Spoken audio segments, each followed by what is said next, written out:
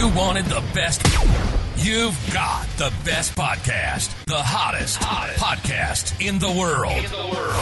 The Chris Voss Show, the preeminent podcast with guests so smart you may experience serious brain bleed. The CEOs, authors, thought leaders, visionaries, and motivators. Get ready. Strap yourself in. Keep your hands, arms, and legs inside the vehicle at all times, because you're about to go on a monster education roller coaster with your brain. Now, here's your host, Chris Voss. Hi, folks. Chris Voss here from thechrisvossshow.com, the Chris Voss Show.com. Hey, welcome to the big show. We certainly appreciate you guys tuning in. We're going to be talking to an amazing entrepreneur today and CEO. We're going to be talking about how he built his company and some of the vision he has for it and the impact he's having in the world.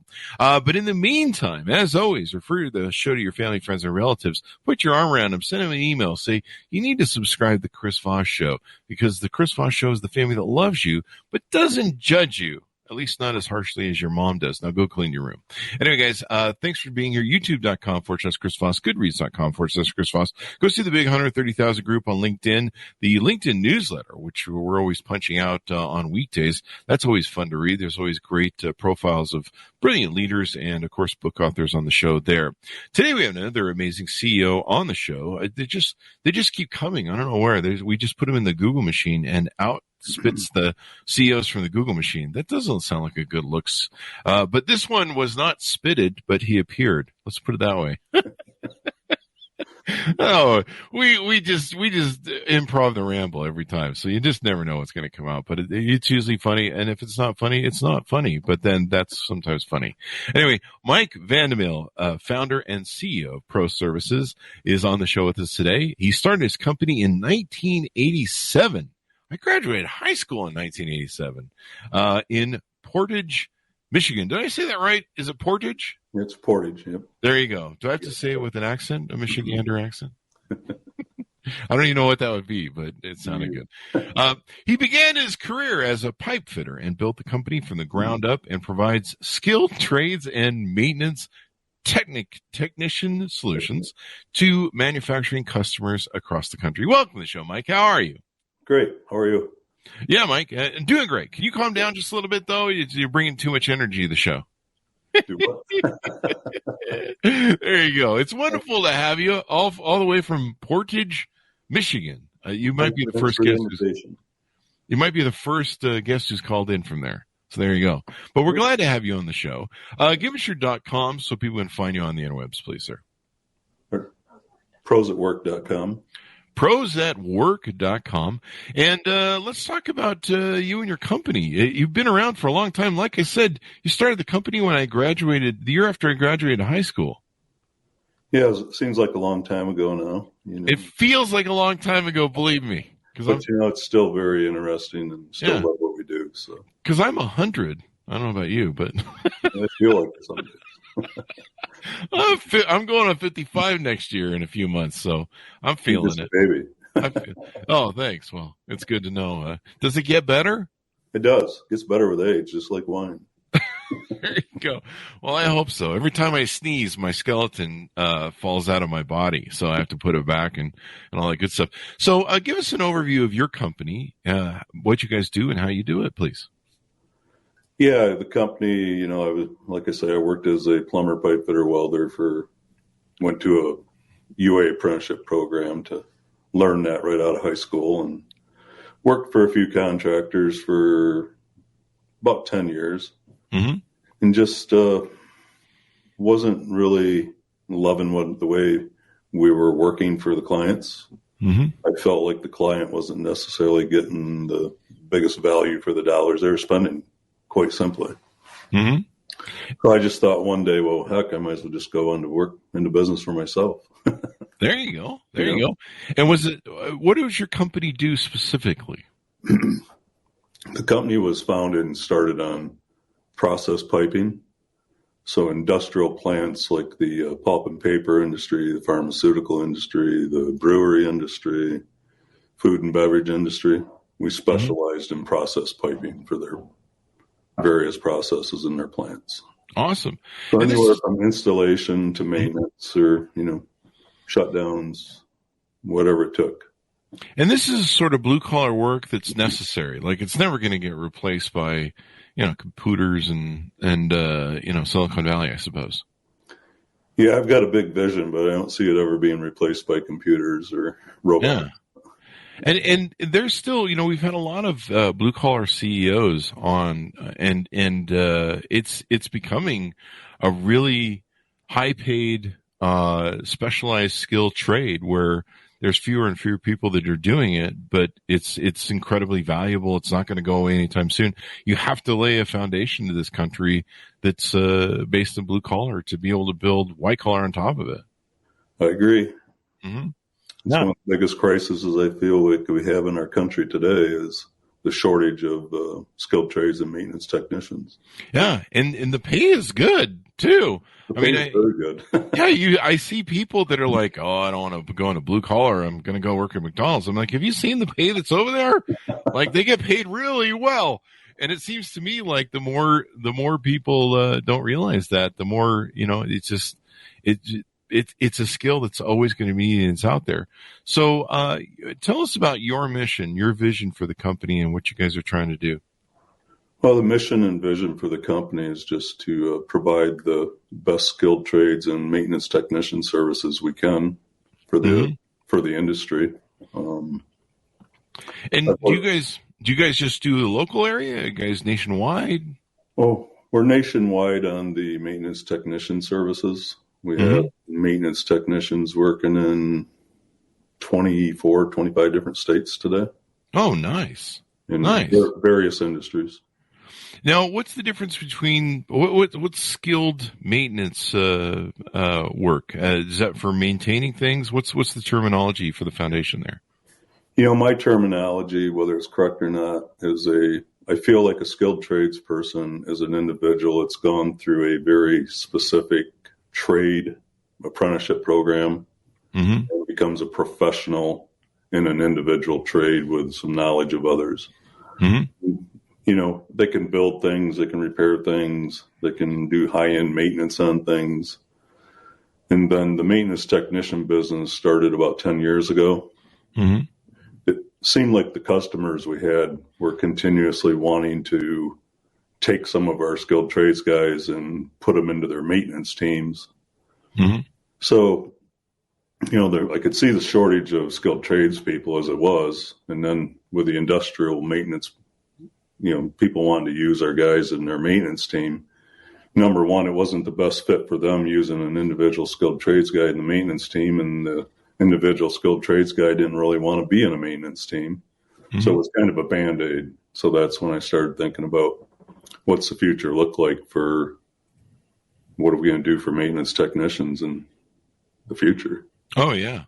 Pipe fitters, plumbers, millwrights, ironworkers, lineman service, maintenance, residential and commercial HVAC and plumbing services. I lived in Vegas for 20 plus years. You want to talk about people that make good money, people that work on air conditioners. Yes. Florida. Oh, Florida too. Yeah. I guess with the humidity down there. Yeah. I think my doctor was cheaper than my, it seemed like every couple of years we'd blow out an air conditioner, and you have to have, in Vegas, you have like one for every floor. Yes. And so, it's always like one or two of them is going to go bad. You just never know which one. And, it's one of those things where it's never one of those things that's going to get replaced by the internet, where you're like, can I just file a ticket on the internet and it'll fix my air conditioning? It'll never happen. You got to have a guy who comes out and works on the unit and all that sort of good stuff. So what do you guys provide? Do you guys provide education, or do you provide jobs where, you help book stuff, or how does it work? Well, how it works on the maintenance technician side is when we first started offering the maintenance technician service, mm-hmm. we were basically looking for individuals working as a maintenance technician mm-hmm. that had already had some skill sets. Mm-hmm. But it, didn't take long. I realized, okay, we're doing the same thing everybody else in the country is doing. And I said to our team, if we're going to be very successful in the maintenance industry, we have to develop and create maintenance technicians, not go find them. Yeah. And there's probably a lot of entry point in needing to teach people to be professional, to do the job right, and all that good stuff. Because I've had a few friends that have hired people in Vegas that didn't weren't licensed and didn't have the like pay under the table guys, and they were and that didn't work out too well. So I'm like, you want to make sure they're licensed and professional. You definitely want a licensed professional, mm-hmm. and that's where I kind of do a separation of the skilled trades guys go through a very extensive apprenticeship program. Yeah. 4 or 5 years, and then they get their journeyman certificate. Yeah. But the maintenance industry in our country has always been run a little differently, where they basically hire a guy in as a maintenance person, and he learns from the individual he's working next to. So he's going to learn whatever the person he's working with. And there really has never, in my mind, been a very good education to be a maintenance technician. Mm-hmm. We kind of separate the two. There's a place for both of them. So we started our own, what we call Pro University, about 8 years ago. Mm-hmm. Pro University is a maintenance technician school. We screen individuals. We start them in what we call an apprenticeship program to be a maintenance technician, not a skilled trades individual. So he's learning various skills needed to keep machinery running. Mm-hmm. Like the reactive repairs, that's basically what we classify a maintenance technician as. There you go. So they're taught various skill sets, and it's instead of a 4 or 5 year program, it's a 2-year program. Mm-hmm. We pay our students to go to school instead of them paying to go to school. That's pretty cool. We supply them with benefits. Wow. They go to school 90 days full time. Wow. Paid training. For 12 weeks.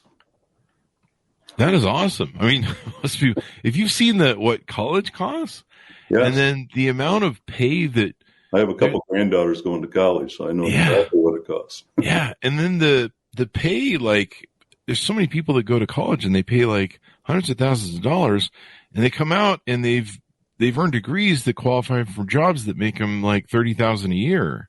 Exactly. And you're like, you can't pay back your student loans. You can't pay back your student loans. It's crazy.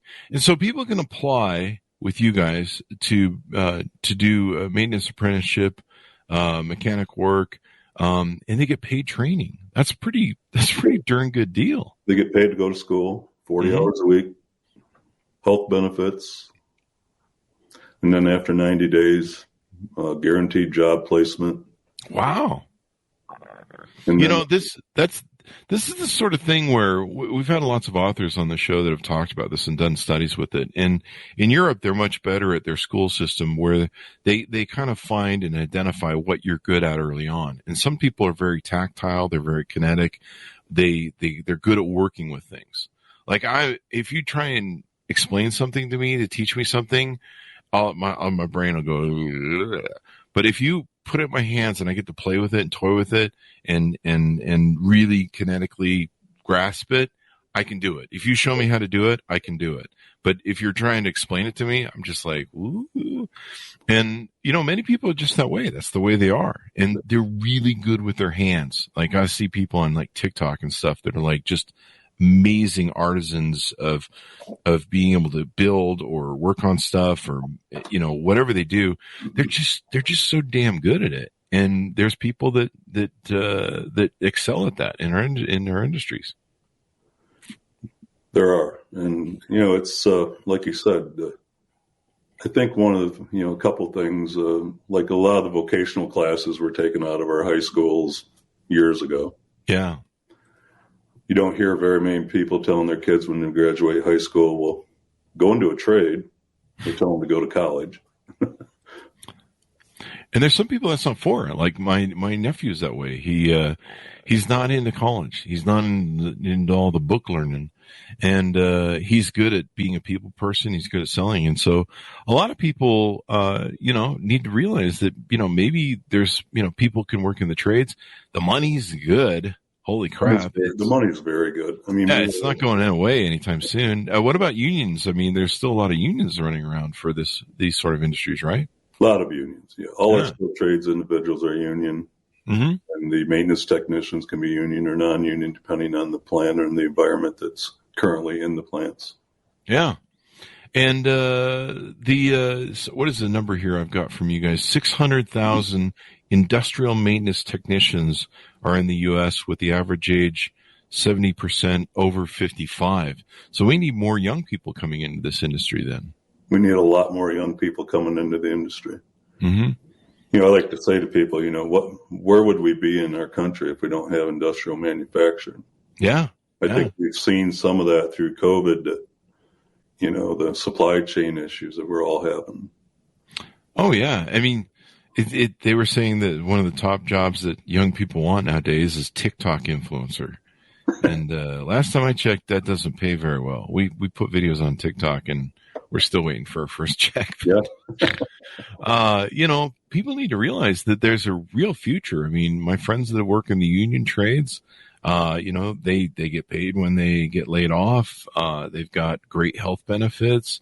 It's a good business, and it's one of those things where no one can take that skill away from you. You can get fired from your job because you're working as a manager or something. You can go get another job as a manager, but that's pretty high competitive.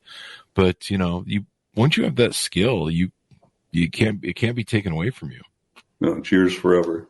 Yeah, and these machines just get more complicated too. We've had some people that come from I think it's FabTech, the big convention for Expo. Yes, FabTech. They've been on the show. We usually hit the show every year and do interviews.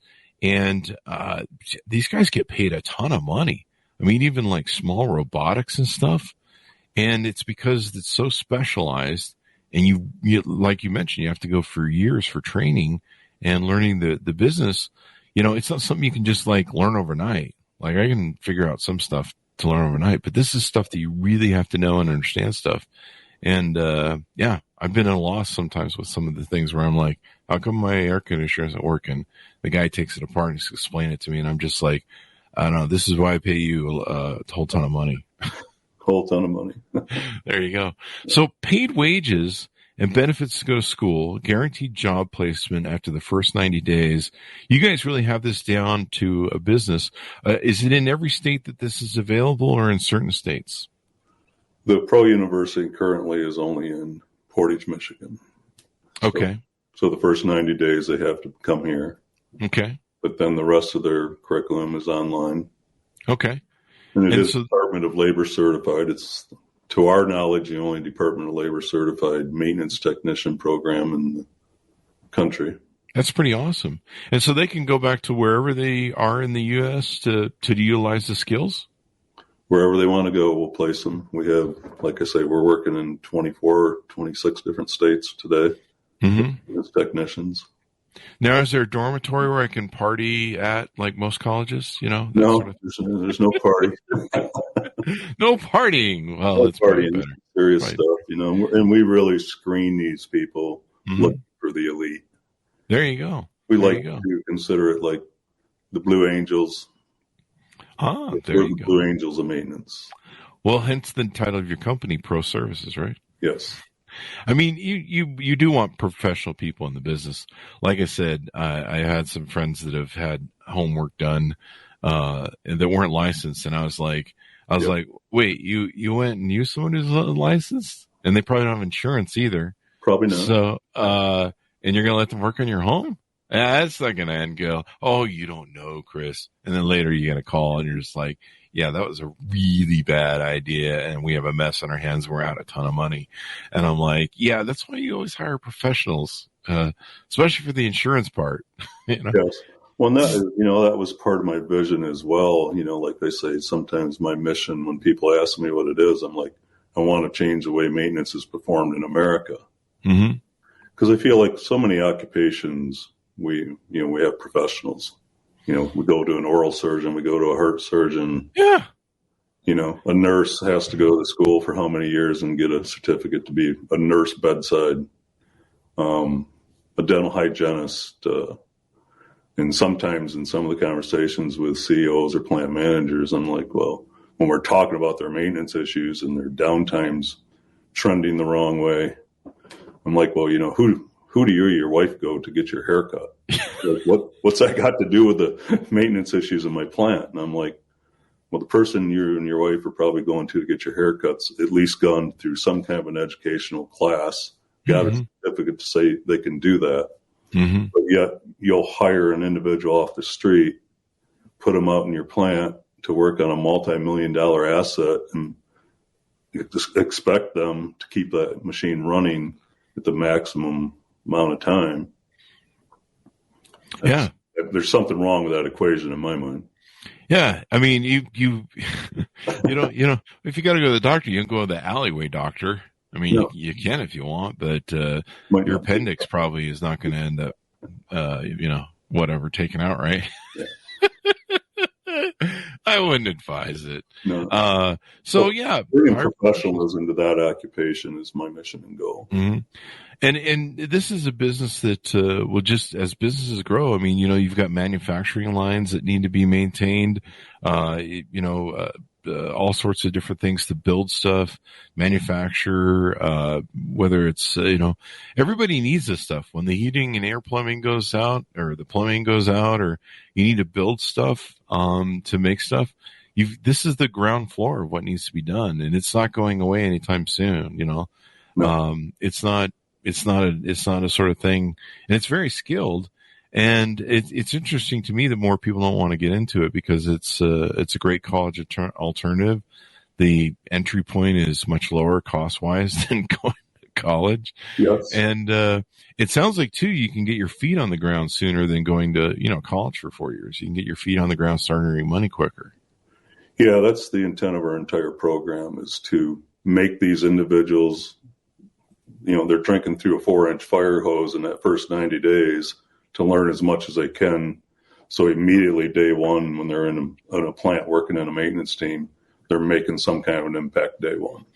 There you go. What else have we touched on that you guys do with your company? Well, we do a lot of big installations as well with the skilled tradespeople. Mm-hmm. We have specialized in the pulp and paper industry, the corrugated industry, and brewery industry for the past 20, 30 years. Mm-hmm. So we do a lot of major projects as well. Mm-hmm.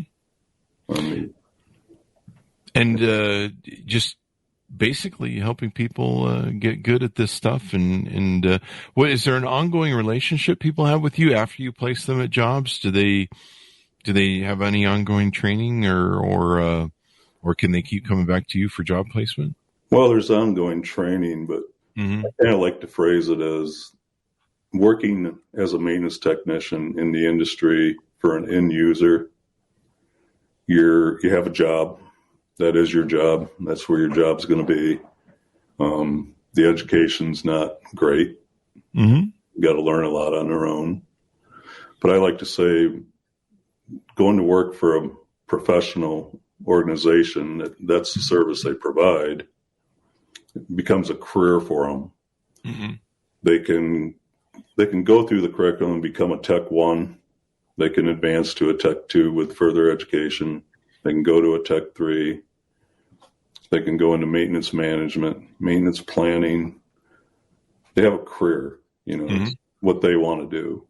And on top of that, working for us in maintenance, if your wife gets a promotion, but it's 3 states over or clear across the country, mm-hmm. no big problem, no big deal. We'll find you a job where your wife's being relocated. That makes sense. You can use this anywhere in America. Anywhere, yeah. Yeah, or in the world, probably. In the world. It comes down to it. Yeah, that definitely makes it easier. I mean, having a trade where you can work anywhere in the world. In my business, I can work anywhere in the world as long as I got some Wi-Fi every now and then. It makes all the difference in the world. You're not locked down to anything. You can travel. You can do stuff. It makes all the difference in the world. So you've built this company and it's been around for, how many years are we at now? If you started in 87, I think 35. 35 years. Mm-hmm. What are some of the things that you've attributed to the success of building a company that's lasted that long? I think it's pretty simple. Do what you say you're going to do. Mm-hmm. Do the right thing always. Mm-hmm.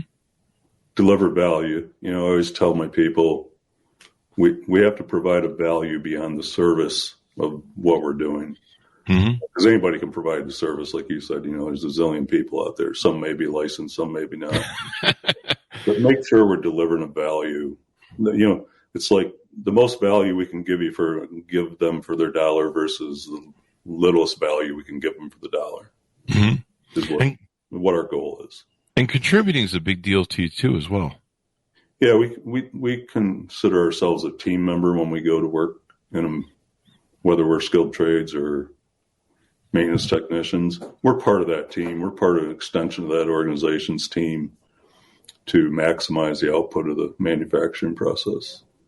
And that's one of the greatest things about being an entrepreneur, is reaching that point where you can give back to your community and you can be a leader in your community and make your community a better place.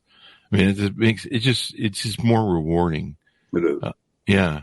And it's one of the things I always got off on as being an entrepreneur, where giving back, whether we gave back to a local hospital for abused child victims, or, just supporting the local community and helping out. It's one of the beauties of starting a company and making an impact and changing the world. And I'm sure you've probably impacted a lot of lives over all these years. We have. It's I enjoy the stories from people that come back and say, you really changed my life. Wow. I had one guy come to me. He's like, he was working in a bowling alley. And I looked at his resume and he wanted to go through the Pro U. And I'm looking at it and I'm like, works in a bowling alley. Well, what's he doing in the bowling alley? Well, he's the guy responsible for the pin setting machines. Every time they break down, make sure they're all operating. Oh, yeah. So he's working in a bowling alley making $12 an hour. Wow. Today, that individual's working in the industry as a high Tech 3 maintenance technician, making $45 an hour. So whenever I see him, he's like, you changed my life, my family's life. All right, guys, I'm quitting this podcast business. We have several $45 an hour. We have several success stories like that, where taking individuals, evaluate their skill set, improve their skill sets, and or develop them from just green. That is crazy, man. That is crazy. It's such a good business. Like I said, we have the Fab Tech people on, and we'll talk to welders and all sorts of people. I think show's going on in Atlanta right now, isn't it? Yeah. And they'll talk about the money they're making, and I'm like, yeah. I mean, you might get a little dirty in the day, but you can go home and shower, and the power that you have of what you do and the earning power, and it's something you could never be taken from you. And my understanding is Winston Churchill inspired you. Do you tell us a little bit about that? Well, I've been inspired by several people. Just people that have made a difference in the world. I'm a big Winston Churchill fan. Never give up. Never surrender. Never give up. Do the right thing. Go on to the seas and oceans. We shall defend our armies wherever the course. Work hard and dream big is always my advice to people. Work hard. That's something that. Work smart. Work hard, work smart. That's something that a lot of people don't realize anymore. They're just like, there's this new sort of phenomenon in the employment industry called quiet quitting, where these people aren't happy with what they're doing. And they're doing a thing called quiet quitting. Have you heard of this? Yeah, they just don't show up. They show up, but they don't show up, right? They're not. They're there, but they're just kind of zombie. Like, I'm just sitting here at my desk. It's kind of like that one show. What was that one movie, Office Space? That was kind of a comedic take on things. But it speaks to me with the quiet quitting phenomenon that people need to find what they love, and I always tell people that. I mean, even in companies that I started and invested at an early age and we had for 10, 15 years, I never loved them. I love the money from them, but I never loved them. I was an entrepreneur that unfortunately never got into much of anything he loves. About the only thing I've found that I love passionately that I will do and I love sitting front row on is my podcast. And that's about it.